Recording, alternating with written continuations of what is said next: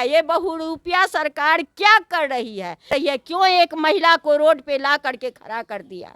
अगर इससे भी नहीं सुनेगी बहरी सरकार, नीतीश और स्वास्थ्य मंत्री जी, तो चक्का जाम होगा और रेल जाम होगा। सरकार विफल है, एकदम कुछ नहीं, सिर्फ बोलने के टाइम में बोलते हैं। यही ना कहें जो कैसे नीतीश सरकार कहते हैं जो हम महिला को 50% आरक्षण दिए हैं। हाँ, एक कहावत है गांव घर में, भूखे भजन न होए गोपाला, ले लो अपनी कंठी माला।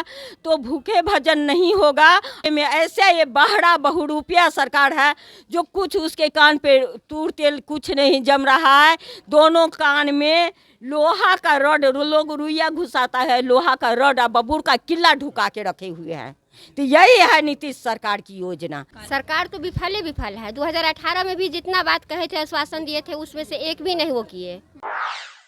नमस्कार, मेरा नाम नेहा झा है और आप देख रहे हैं फ्रंटलाइन 24। देखिए, अभी हम मौजूद हैं मधुबनी के रहिका जो प्रखंड है वहाँ पे, और आपको बता दें कि इन लोगों के द्वारा अस्पताल पे जो है वो आशाओं के द्वारा यहाँ पे मांग को लेकर के धरना किया गया है। इन लोगों से हम बात करेंगे और जानेंगे कि इन लोगों का क्या मांग है। बेसिकली इन लोगों का ये कहना है कि जो इन लोगों को जो सरकारी कर्मचारी का इन लोगों को दर्जा मिले, जो कि इन लोगों को नहीं मिला है। दूसरा मांग इन लोगों का है कि जो इन लोगों को सैलरी मिलता है वो जो आम मजदूर को सैलरी मिलता है उससे भी काफ़ी ज़्यादा कम रहता है। तो हमें हमारा सैलरी बढ़ाया जाए और सरकारी कर्मचारी का दर्जा मिले। और भी जो कुल मिलाकर के 9 सूत्री मांग है, तो उसके बारे में बात करेंगे और जानेंगे कि इन लोगों का क्या मांग है। क्योंकि पूरे बिहार में इस चीज़ को लेकर के आशा के द्वारा, जितनी भी आशा कर्मचारी हैं उन लोग के द्वारा जो है वो ये धरना प्रदर्शन अलग अलग जगहों पर किया जा रहा है। क्या नाम हुआ आपका? मेरा नाम रेखा मिश्रा, रहिका PSC के फैसिलिटेटर, आशा की जो यूनियन कम्युनिटी है उसकी हम जिला मंत्री और स्टेट के संयुक्त मंत्री। तो क्या मतलब आप लोगों का जो आप लोग धरना दिए हैं अभी अस्पताल पे, क्या मांग क्या है और क्या लग रहा है कि नीतीश कुमार क्यों नहीं मांग आप लोग का सुन रहे हैं? हमारा सबसे पहला मांग तो ये है, जो स्वास्थ्य मंत्री नीतीश सरकार जो भी हैं, हमें सरकारी कर्मचारी घोषित करें।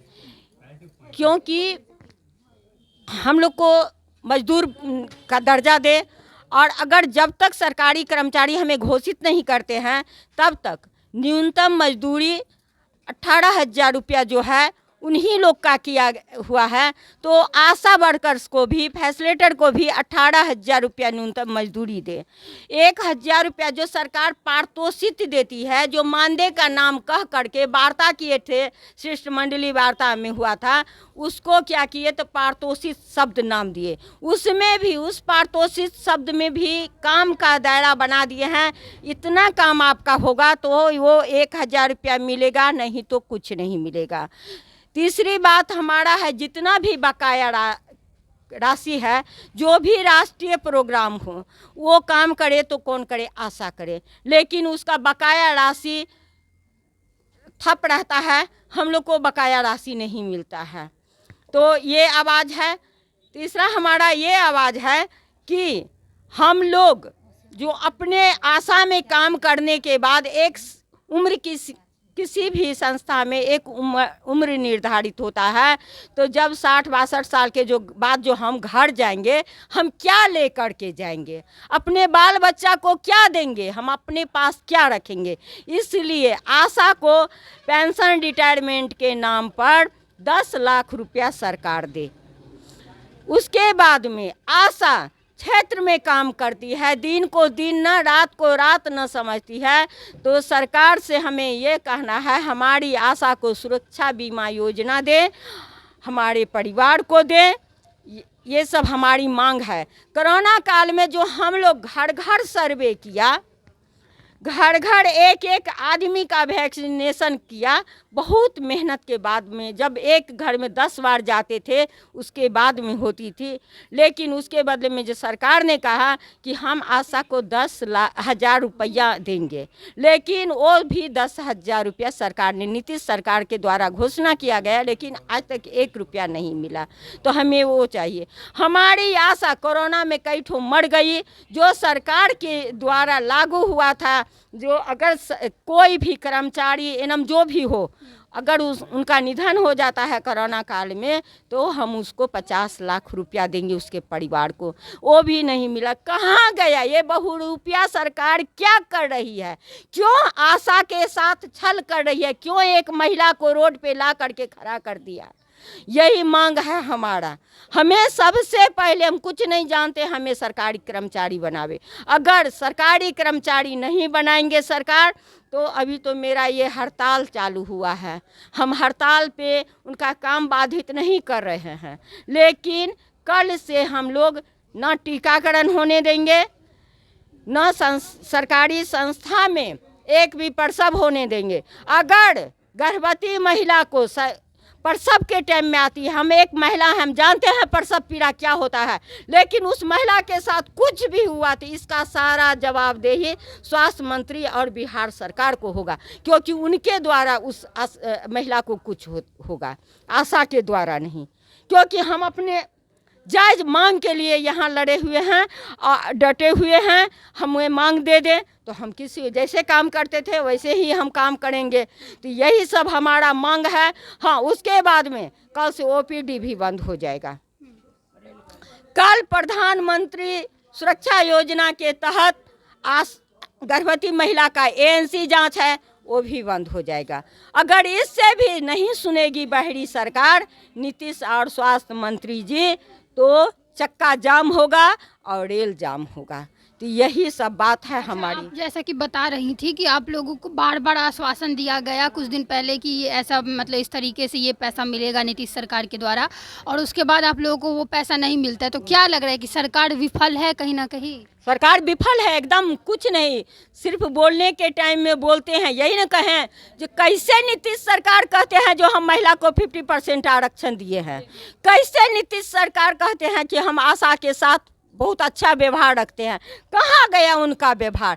क्या आप जानते हैं, एक कहावत है गांव घर में, भूखे भजन न होए गोपाला, ले लो अपनी कंठी माला। तो भूखे भजन नहीं होगा। और नीतीश सरकार को, स्वास्थ्य मंत्री को एक ऐसा नौकर चाहिए था, जो नौकर ऐसा चाहिए मांग चांग कर खाए, आठों पहर काम करे, घर कभू न जाए। आशा को कोई लिमिट नहीं है, कोई समय नहीं है, कब वो अपने घर को जाएगी, कब अपने घर से निकलेगी, उसके बारे में। ऐसे ये बहरा बहुरूपिया सरकार है जो कुछ उसके कान पे तूर तेल कुछ नहीं जम रहा है। दोनों कान में लोहा का रड, लोग रुइया घुसाता है, लोहा का रड और बबूर का किला ढुका के रखे हुए हैं। तो यही है नीतीश सरकार की योजना, जो कहीं ना कहीं लग रहा है कि विफल है। और इस बार जब तक हमारी मांग नहीं पूरी होगी तब तक ये संघर्ष जारी रहेगा।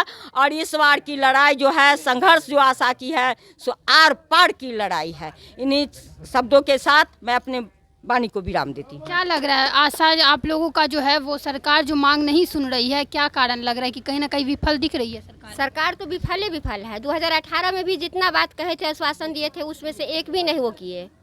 जो मानदेय के नाम पर किए, पारितोषिक कर दिए। तो सरकार तो विफल है, विफल ही है। कोई काम नहीं। सरकार सिर्फ काम लेना जानते हैं, लेकिन उस काम को जो सही क्या होता है, अगर हम आप भी मजदूर रखते हैं घर में तो 500 रुपया खाना नाश्ता चाय देते हैं 2 बार, लेकिन ये सरकार क्या दिए? 75 रुपया में पोलियो में सुबह 6 बजे डिपो पर पहुंचो, 7 बजे डिपो पर पहुंचो, लेकिन 4 बजे तक काम करो। लेकिन वो भी 75 रुपया मिल रहा है पोलियो का। कहाँ का नियम है? कौन 75 रुपया में सरकार का काम कर देगी? और वो भी सुबह 7 या 8 बजे से लेकर 4 बजे तक पोलियो में काम किया जाता है। टीवी के नाम पर माने सरकार अपना घर में रहते हैं, लेकिन आशा को जोड़ दिया कि टीवी का दवा आशा खिलाएगी, डॉट का दवा आशा खिलाएगी, जो उसके घर के आदमी भी उससे हटे रहते हैं, लेकिन फिर भी वो आशा हॉस्पिटल ले जाके दवा खिलाती है। उसके बावजूद भी सरकार नहीं सुन रहे हैं। तो इस बार उनको माने ऐसे करने से नहीं होगा। इस बार नीतीश बाबू खोले कान, नहीं तो होगा चक्का जाम।